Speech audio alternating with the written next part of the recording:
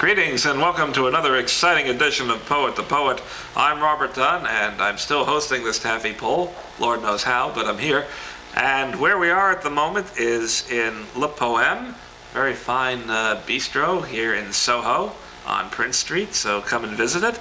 And if you come and visit it, you might run into these two poets over here. We have Enid Dame and Donald Lev, and they're the founders of Home Planet News, among other interesting things, and they're actually married to each other. And we decided to film them at the same time because I hate to break up marriages. I'm going, since Enid did a High Falls centered poem, the other place we live is in Brighton Beach section of Brooklyn. And I have a poem which is, I think, my only poem that's fairly well anthologized. You should tell where it is. It's in one place. It's in the new Geography of Poets, which just came out a few years ago. Because it's very geographical. It's Brighton Beach, Brooklyn. And Brighton Beach has a population well known of Russian emigres, but also there's a population of, let us call them older Americans, of which I am quickly becoming one. And you got a ways to go yet. Not too much, not too much. Anyway, the human condition in Brighton Beach. Did you see the salt shaker? For instance, you notice the way I'm doing S's these days. Okay, did you see the salt shaker? It has been carried away. And the onion that lay in slices on this very table only yesterday is likewise mysteriously vanished. And the lace curtains that moved so gracefully in that window are gone also. And the porcelain pitcher from Mexico, I'd never think to miss it, but I see it's not in its usual place on the bookshelf. What has happened to the independent clutter about me? What tricks are occurring, and why? There was a third left to that stick of butter only just a moment ago. Where is it now? It's not madness, I'm sure of that. I'm sure of that. Madness is such an old-fashioned idea, and it would never apply to me. My friends would have told me by now. They hold nothing back from me. I think I'd better go for a walk. I'll take an umbrella. I'll walk over to the beach to have a look at the sea, or I'll go up to Coney Island Avenue and buy a knish. A kasha knish, maybe, with a cup of very light coffee. Then I'll go to the post office and buy some stamps, just so I can stand on the line and grumble together with everybody else and watch how the wily Russians sneak to the front of the line. But what did I do with my key? This is beginning to get to me. I can't leave the house without my key, and obviously, if I stay here, I'll go crazy. And that's illustrated, I noticed. Yeah, it's a Brooklyn, now Staten Island painted. Jenny Tango did the illustration on that. And this is a book called 20th Century Limited, which was published by Dave Roscoe's down in New Brunswick, New Jersey, a few years back. You see, Jenny, you're appreciated. Don't ever forget that. So, what is this about High Falls? How did you manage to pick High Falls as an alternative residence as opposed to Schenectady?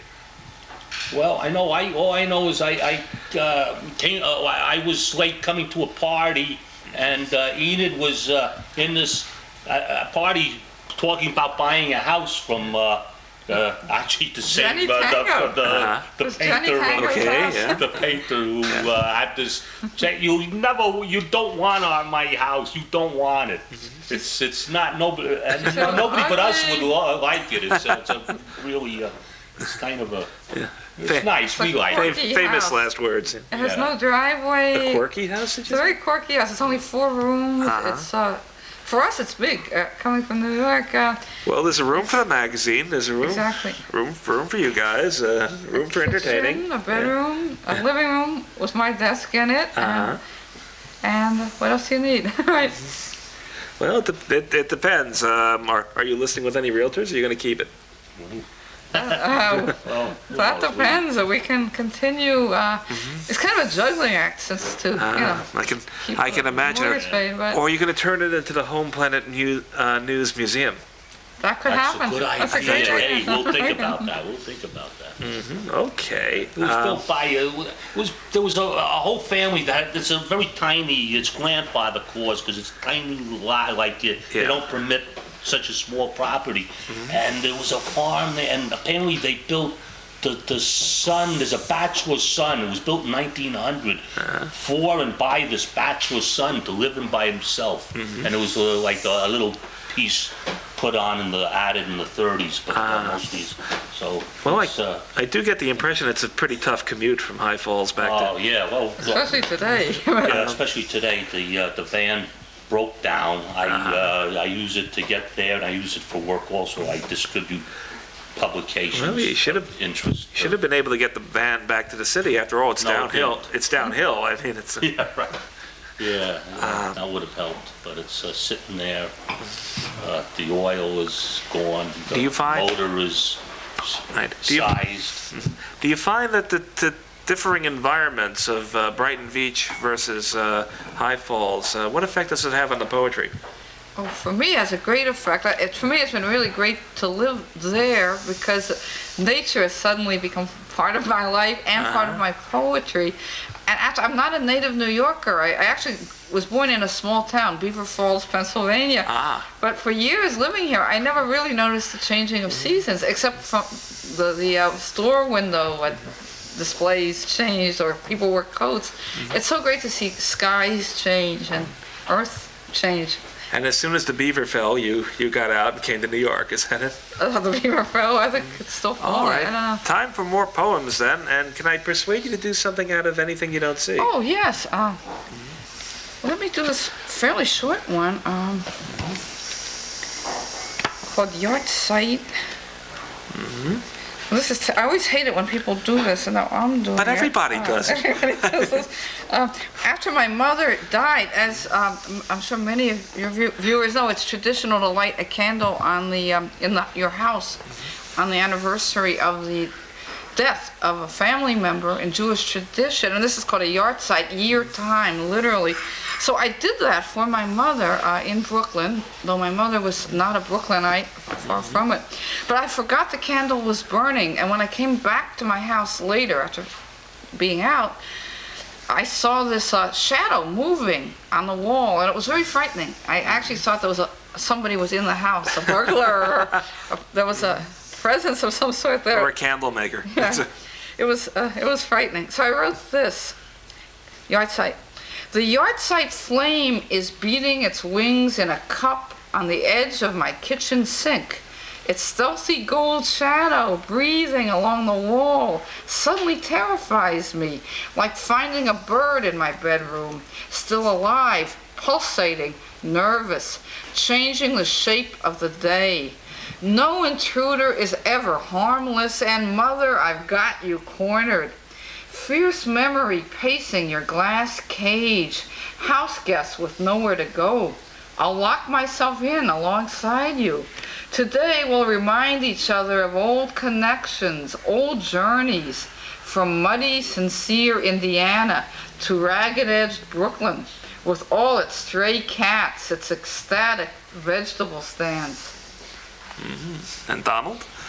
Oh, What do you say to something like that? In a poem, anyway. What do I say to? Do a poem like that. Oh, see, well, it's kind of, goes well. Okay. What can I say to? It's a wonderful poem. I love the poem. It's like. Just wait till she gets I see that. I'll read. This is maybe my most recent poem, or close to it, and it's. Well, it was written, I guess, around the fall, autumn '96, right? Yeah. And it's called Work Fair. I allow music from the radio to wash over me as I sip the last glass of red wine before going to bed. But maybe I'll be able to keep my eyes open long enough to typeset a review for Home Planet News. Though probably if I do enter the office and connect the electronic typewriter, our current technological frontier, it will be to write poetry, which I owe to the world, I tell myself, since my eyes refuse to stay open for anything else. My eyes close anyway upon visions of vague figures standing under wet trees, notions that pass like shadows among lines of poetry, ancient tombstones, thin, jagged, eroded, names and dates no longer legible, delivered from time by time and the gray, relentless elements. The house has become chilly. These words I am putting on paper offer no warmth. I think rocks. I think yesterday. I turn over some pages of yesterday's Times to see what the politicians are up to and who has died. I learn that the Transport Workers Union has agreed to the use of slave labor in the subways in exchange for a guarantee of no layoffs for a couple of years. I think Schindler would have made a better bargain with the SS. The pennant races are heating up. The Yankees are contenders. The war continues against the shadows without, the terrorists, the deniers, one would suppose. But of what? I am directed to a computer. I boot it up. I stare into the screen. Which actually leads I know me. if anybody remembers what it had, that hat that's going to take work fair on the subways. Can you, and the transport workers, they agreed to that? Yeah. Wow, that's Sometimes you just got to give a little. Actually, the reference to staring into the computer screen brings me to another quick question, which is, what do you see for Home Planet News in the 21st century? Oh, the 21st. Well, we go forward. It's sort of newsprint is here to stay, and we have a wonderful. I'm sorry we didn't bring it. We have a really great editorial. We always have a front pages.